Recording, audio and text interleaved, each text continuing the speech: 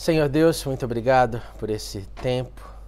Obrigado por estarmos aqui juntos para estudar a Tua Palavra, que é sempre luz para as nossas vidas, Senhor. Dá-nos agora da Tua força, da Tua graça, dá-nos a energia que precisamos e fale conosco uma vez mais, pois nós queremos crescer como os discípulos e oramos pela Tua santa presença no nosso meio. Em nome de Jesus. Amém. Vamos lá, gente. Marcos, capítulo 3. Eu só quero fazer um comentário, que eu não me lembro se eu fiz da última vez, mas vale a pena. No verso 13, 3:13, quando Jesus escolhe os seus discípulos, eu quero só relembrar da primeira designação que ele fez. E a primeira designação que ele fez foi para que os discípulos estivessem juntos com ele. É muito interessante isso, porque senão a gente fica só com o lado da missão. A missão de quê? De pregar, a missão de expulsar. Missão. Mas antes da missão, o que Jesus quer é que o seu discípulo fique do seu lado. E esse é o ponto principal. Se o discípulo ficar do lado dele, o resto acontece. Se o discípulo não estiver do lado dele, nada acontece. Então é um ponto muito bonito, eu acho isso. Eu ouvi uma história muito chocante uma semana atrás sobre um encontro com uma pessoa, que um pastor teve com o Billy Graham. E fizeram um livro sobre, bem recente isso, sobre impressões que pessoas tiveram ao encontrar o Billy Graham. Ele está agora, se não me falha a memória, com 94 ou 95 anos. Sua esposa já morreu. Mora num rancho lá nos Estados Unidos. Até hoje, né, tido como um dos grandes, vivo o maior evangelista, sem sombra de dúvida. Nunca teve nenhum escândalo na sua vida, nenhuma neurose, um homem de Deus. E um dos encontros de pessoas com ele foi o encontro desse pastor, que é um pastor lá de Nova York. E quando esse pastor foi apresentado para o Billy Graham, o seu neto, o neto do Billy Graham, falou: olha, esse aqui é o pastor que eu te falei que eu vi pregar. E foi maravilhoso, porque ele pregou pra gente sobre Marcos capítulo 3, verso 12, 13, 14. E ele falou pra gente que sim, e o Billy Graham ouvindo, Jesus designou os apóstolos para eles pregarem e deu autoridade. Jesus fez isso. Agora, antes dele fazer isso, Jesus designou os seus apóstolos, seus discípulos, para que esses estivessem perto dele. Chamou para ficar perto dele. E o neto falou para o avô, vovô Billy Graham: vovô, essa palavra foi para mim. Por isso que eu trouxe esse homem para o senhor conhecer. Aí nesse momento, o Billy Graham levanta sua cabeça, com seu oxigênio, tubo de oxigênio no nariz, quase que em lágrimas, e olha para o pastor, olha para o neto e fala: não foi para você, foi para mim, porque eu preciso estar mais perto do Senhor. Então é só para mostrar a dimensão, né, porque que ele é o Billy Graham. Pessoas de Deus entendem que esse é o ponto principal, é estar com Jesus. Quando alguém não está com Jesus, está passeando sozinho, fazendo uma função, executando um ministério, fazendo o que for. Não adianta. O ponto principal é estar com Jesus. Porque Jesus prometeu que estaria conosco. Então não é ele que tem que ser lembrado que ele tem que estar conosco. É nós que devemos o tempo inteiro manter a consciência que devemos estar com ele. Só para a gente fazer um gancho, que eu acho que é uma história relevante. Vamos lá, capítulo 3, verso 20, agora dando continuidade. Então Jesus entrou numa casa e novamente reuniu-se ali uma multidão, de modo que ele e seus discípulos não conseguiam nem comer. Quando seus familiares ouviram falar disso, saíram para trazê-los à força, pois diziam: ele está fora de si. Primeiro ponto, olha essa foto que eu trouxe aí. Essa foto é mais ou menos da localização que acontece primeiro a chamada dos discípulos, né? E se tornaram apóstolos. Aqui é a região do norte de Israel, você pode ver aí o Mar da Galileia, E aqui é um dos lugares, uma das montanhas conhecidas que Jesus usava, né? Você viu que no verso que eu comentei agora há pouco, literalmente o texto dizia Jesus subiu a um monte, verso 13. Essa é a ideia, essa é a localização, só para você ter na mente como era bonito, como era inspirador estar nesse lugar. Agora, pelo contrário, ele está se reunindo numa casa. Casa, guarda isso no coração. Alguém, por favor, continua para mim a partir do verso 22. E os mestres da lei que haviam descido de Jerusalém diziam: ele está com Beelzebu, pelo príncipe dos demônios é que ele expulsa demônios. Então Jesus os chamou e lhes falou por parábolas: como pode Satanás expulsar Satanás? Se um reino estiver dividido contra si mesmo, não poderá subsistir. Se uma casa estiver dividida contra si mesma, também não poderá subsistir. E se Satanás se opuser a si mesmo e estiver dividido, não poderá subsistir. Chegou o seu fim. De fato, ninguém pode entrar na casa do homem forte e levar dali os seus bens, sem que antes o amarre. Só então poderá roubar a casa dele. Eu lhes asseguro que todos os pecados e blasfêmias dos homens lhes serão perdoados. Mas quem blasfemar contra o Espírito Santo nunca terá perdão. É culpado de pecado eterno. Jesus falou isso porque eles estavam dizendo: ele está com o espírito imundo. Legal, muito obrigado. Primeiro ponto, então, Jesus entrou numa casa. Dá uma olhada nessa foto. Esse é o tipo de construção que tem ainda lá em Cafarnaum. E por que eu quero te mostrar esse ponto? Porque aqui a ideia que nós temos é de multidão tentando entrar nas casas, tentando acessar Jesus. Eu não sei quanto a você, mas quando eu pensava nisso, antes de conhecer a região, eu pensava em detached houses, no meio de grandes planícies. Eu não sei o que você pensa, o que você, na sua imagem, na sua imaginação, pensava. Eu sempre pensava assim, era uma casa, muita grama, verde, isolada, aí tinha uma outra casa e tal. Essa era a minha imaginação. A grande verdade é que as casas eram assim, uma colada do lado da outra. E aqui você pode ver um pouquinho. Cada muro desse que você está vendo representa uma casa, o fim de uma casa e início de outra. Tá vendo aqui, ó?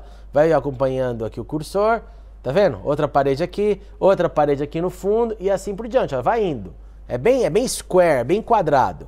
Agora tá vendo aqui no meio onde está o cursor, você tem o quê?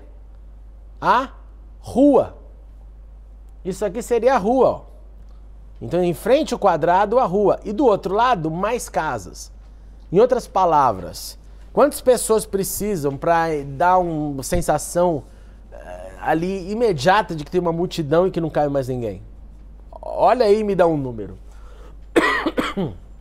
Eu te falo sem sombra de dúvida. Qualquer 100 pessoas aí, acabou. Acabou. Nem isso. Não, para abarrotar, para falar multidão. E com certeza nem isso se você pensar em um cômodo. Porque isso aqui, ó, por exemplo, é uma casa, ó. Claro que você tem que imaginar que aqui que a casa devia ter aqui 2 andares, porque os animais podiam usar embaixo e a família em cima. Mas são construções pequenas. São construções onde está acontecendo uma coisa no vizinho, todo mundo está sabendo. Todo mundo fica sabendo. Então este é o cenário. O outro ponto importante desse texto é, não sei se você já parou para pensar, mas a família de Jesus, ouvindo o que estava acontecendo com ele, e quem é a família de Jesus aqui? Quem é a família de Jesus? E seus irmãos, exatamente. Ouvindo que Jesus estava nessa rotina agora busy, vai atrás dele para salvá-lo. Foi meio que um rescue mission. Vamos tirar Jesus de lá, está muito exagerado demais. Está muita coisa acontecendo. Vamos levá-lo de volta para casa. Onde era a casa? Cafarnaum. Não, Nazaré. A casa de Jesus era Cafarnaum, porque ele foi para lá, mas sua família, Nazaré. Entendeu? Então, você imagina a história aí. Vamos lá para ver se a gente consegue fazer alguma coisa. Diante desse cenário, a família, o Marcos diz isso, né? Seus familiares ouviram falar disso, saíram para trazê-lo à força. Em outras palavras, vamos lá que a gente traz ele de qualquer jeito. A gente traz ele de qualquer jeito. Ele está fora de si. O que demonstra isso? A família ainda não tinha entendido a missão. Porque Jesus estava no início do seu ministério. Ele, da carpintaria agora, ele está fazendo essa revolução. Ele está fora de si. Presta atenção nesse ponto que Marcos diz, o que eu acho que é muito bonito. Que Marcos está tentando mostrar, a família dele é de gente normal. A família dele é de gente que se preocupa, é uma família, se preocupa com o filho. Maria se preocupando com o filho. Aí faz uma pausa, congela a família, a situação e a pausa. E aí vem o problema. Qual que é o problema? É o problema, basicamente, da blasfêmia contra o Espírito Santo. Quando eu era adolescente, a gente brincava assim, olha, pode pisar na bola, hein? Pisar na bola pode. Só não pode blasfemar contra o Espírito. Aí quando algum que pensava mais falava assim, mas o que é blasfêmia contra o Espírito? Alguém iria responder, é falar mal, você pode falar mal de Deus.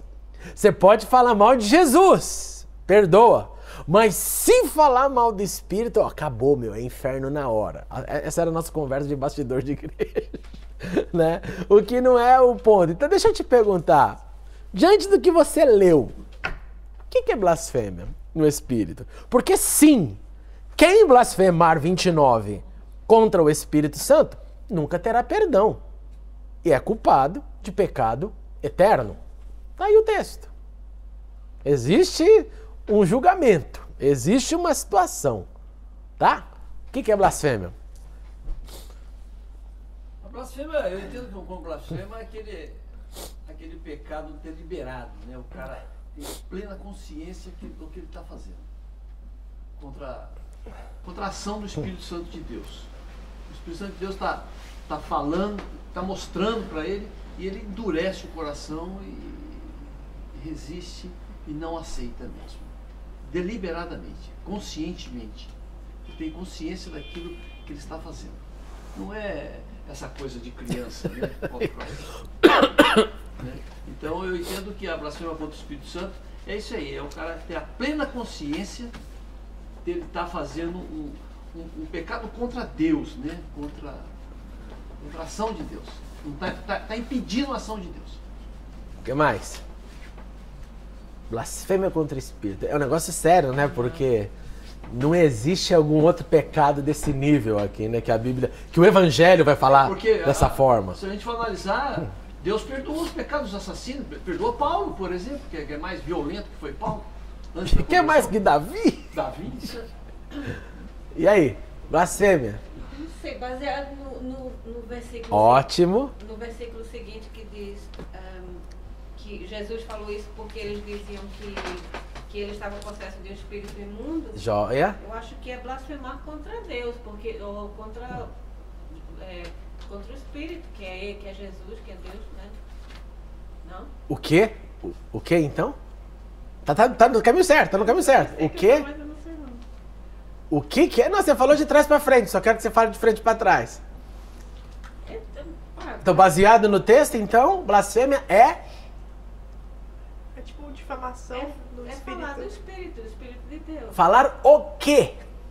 Que mentir, inventar. Que mentira! O texto fala exatamente o Porque quê? aqui está dizendo que ele está possesso de um espírito imundo, quando Ah. na verdade ele é um Espírito Santo, não imundo, perfeito. Mas daí não sei. Tamo indo. Volta pro texto. Verso 22. Ele está com Beelzebu. Pelo príncipe dos demônios é que ele expulsa demônio. Então, ponto. Ele é endemoniado. Primeiro ponto. Ele é endemoniado. E não um demoninho fácil, não. O maioral, príncipe dos demônios é Satanás. O príncipe, cabeça. 23. Então Jesus chamou e disse, como pode Satanás expulsar Satanás? Olha, se eu fosse dele, eu ia ficar aqui guerreando com o meu próprio exército? Não é lógico. Certo? Parece não ser lógico. 24. Se um reino estiver dividido contra si, não poderá subsistir. Mais um exemplo, não é verdade? Reino não briga contra o reino. Lógico. 25. Se uma casa estiver dividida contra si, mesma também não poderá subsistir. É óbvio, ou a casa arruma para um lado ou arruma para o outro, lógico. Peraí. E se Satanás se opuser a si mesmo estiver dividido, não poderá subsistir. Chegou ao seu fim. Olha quantos argumentos Jesus dá para mostrar para os caras. Vocês estão xarope, meu. Ouve a minha resposta. 27. De fato, ninguém pode entrar na casa do homem forte, levar de seus bens sem que antes o amar, só então poderá roubar a casa dele, falando de autoridade. 28. Eu lhes asseguro que todos os pecados e blasfemas dos homens eles serão perdoados, mas quem blasfemar contra o Espírito Santo nunca terá perdão, é culpado do pecado eterno. Jesus falou isso porque eles estavam dizendo ele está com o espírito imundo. Qual que é a blasfêmia? Sandra? Eles sabiam que Jesus não estava com o espírito imundo. Eu acho que é uma mistura do que o Edu falou com o que a Sandra falou. É você difamar o Espírito Santo quando você sabe. Quando você sabe o tá quê? Consciente que é o Espírito Santo de Deus e mesmo assim você tá difamando. E tá Difamando com falando o quê? falando que é um espírito demoníaco. Ah, isso aí, é exatamente o que o texto diz, simples.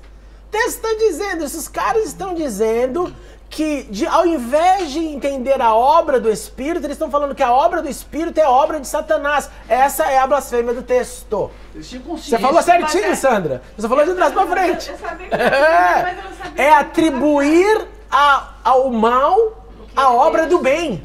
Mas isso É quando atribuir... você tá consciente. Calma. Independente da sua... Você só vai fazer essa atribuição baseada na consciência que você tem no momento. E Jesus está deixando claro que se a consciência tua do momento faz você confundir Deus com mal, você está pecando. Você está pecando. Agora, esse é o que o texto coloca como blasfêmia. Agora, o que o Edu falou, o pecado assinado embaixo, contra, e que... Tem um e que aí. Permanece nele, também é uma blasfêmia. Pesada. Porque é quando a pessoa fala, não quero, continuo, eu não tô nem aí. Essa é a que coloca você também em oposição contra Deus.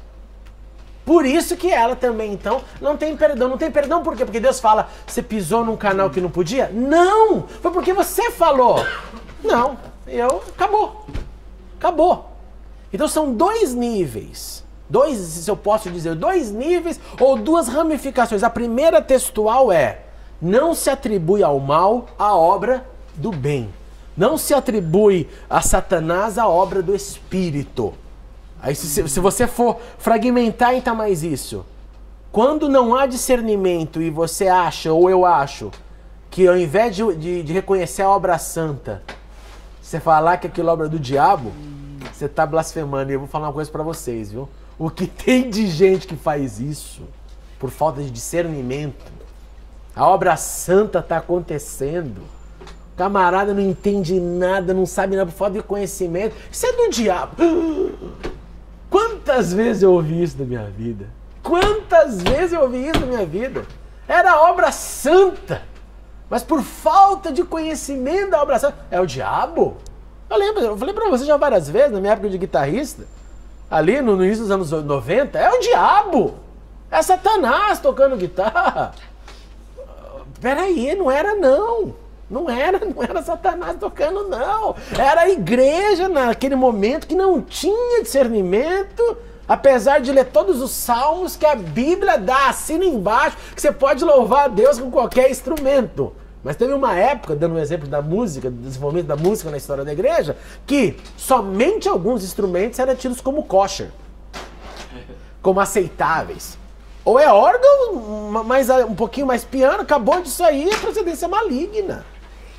Eu lembro, as irmãzinhas, bateria, misericórdia, se o diabo tá queimando aqui na igreja. Pode discernimento, pode discernimento. Então, assim, isso aqui fala sobre discernimento. Reconhecer o que é Deus e o que é Satanás. E eu acho muito lindo quando Jesus dá o racional. Olha, não é por aí. Por quê? Caso A, caso B, caso C. Agora, se quiser cismar nessa via, só pode dizer para vocês que nessa via não há perdão. E o segundo ponto é esse mesmo que eu falei, que o Edu comentou. É quando você se elimina porque você quer pecar deliberadamente. Então o ponto aqui é a continuidade no pecado, porque todo mundo aqui sabe. que Deus perdoa qualquer um que se arrepende. Agora, Deus não pode perdoar quem se arrependeu. Deixa eu fazer uma defesa aqui das puritanas de antigamente, né? Vai lá. Porque existia a cultura da época dentro das igrejas, a tradição dentro das igrejas. Sim, né? sim. De repente houve essa mudança, eu vivi isso aí e tal. Então, eu vejo até que aquela oposição naquela época, desses movimentos novos dentro da igreja, eu não vejo até aquilo como se fosse uma blasfêmia contra o Espírito Santo de Deus. Na ignorância, não. Ignorância, é uma espécie de, não diria uma santa ignorância, tá? Porque a blasfêmia contra o Espírito Santo, que Jesus se refere aqui, é quando a pessoa tem a certeza, tem a consciência que aquilo é de Deus, mas mesmo assim ela resiste. Ela tá falando que não é de Deus. Era o caso aqui, as autoridades aqui. Esses escribas, esses caras, eles sabiam que Jesus tinha o poder, eles sabiam que Jesus era o Filho de Deus, eles sabiam que Jesus era o Messias, mas mesmo assim eles acusavam Jesus, que ele era o diabo, que ele era o diabo. Sim, sim. Então aí sim eu vejo... Mas eu vou te dizer sinceramente, claro que eu não coloco todo mundo no mesmo pacote, né, jamais, mas eu convivi com pessoas que até o final bateram o pé, podia estar vidas sendo salvas, falava não pode ser. Isso não vai longe. Meu, olha lá, o cara largou tudo, largou a droga, parou, era viciado em heroína, era isso e aquilo. Não, isso aí não vai dar certo não, isso é do diabo. Minha filha, pelo amor de Deus, Agora sim, tem também um grande de que foi chocado primeiro pela diferenciação cultural. Exato. E depois caiu a ficha e falou, não, né, tudo bem, né, pode... Amansou. Agora tem uns que não amansam não, viu? Ô, pastor, eu tava pensando aqui numa blasfêmia invertida, entendeu? De hoje em dia. Que vai lá. Não, que as pessoas... A gente vê muita coisa hoje que as pessoas dizem que é em nome de Deus e também ao contrário, é puramente obra do inimigo. Sim. Mas a partir do momento em que algumas pessoas também são salvas, mesmo quando são ministradas por pessoas malucas... Sim. Isso também é uma coisa... Como é condenado isso? É condenado como Jesus falou, que naquele dia vão chegar diante dele e ele vai falar, não te conheço. É individual, né? Mas o que ocorreu ali, fruto da fé e da manifestação de Deus, Jesus não toca nesse assunto, nesse texto. Dizendo, olha, era tudo mentira, não foi curado. Não. Porque fala, aquele cara lá não aconteceu tudo. Gente foi salva. É o Paulo lá, se não é contra, deixa, estão falando, tudo bem. Agora, claro que eu acredito que essa pessoa vai ter que responder. Porque segundo a palavra, o que a gente entende é que Jesus vai olhar para esses enganadores e falar o quê?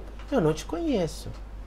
E o texto não nos fala que Jesus vai falar para essas pessoas, eu não fiz nada. Não, os milagres, tudo ali aconteceu, alguma coisa aconteceu.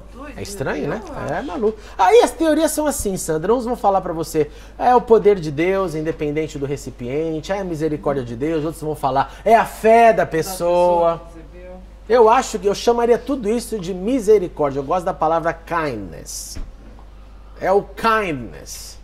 Deus olha e Deus abraça. Agora, claro, vai pedir contas. Não é isso que Hebreus nos diz? O que Hebreus diz sobre liderança, que é o teu tema?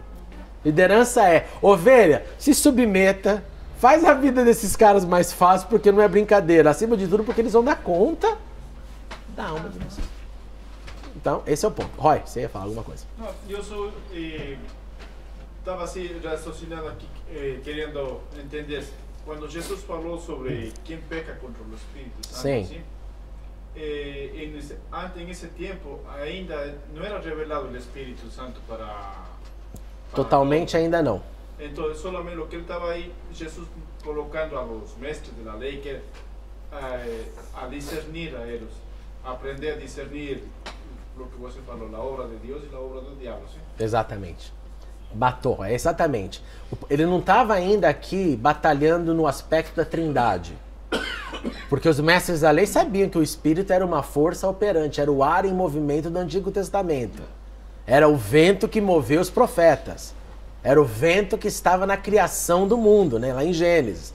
Ruach Elohim, né? Quando o Espírito Santo pairava sobre as águas. Agora, o ponto aqui era simplesmente diferenciação de divino, sagrado e mal, maligno. Exatamente. Tá?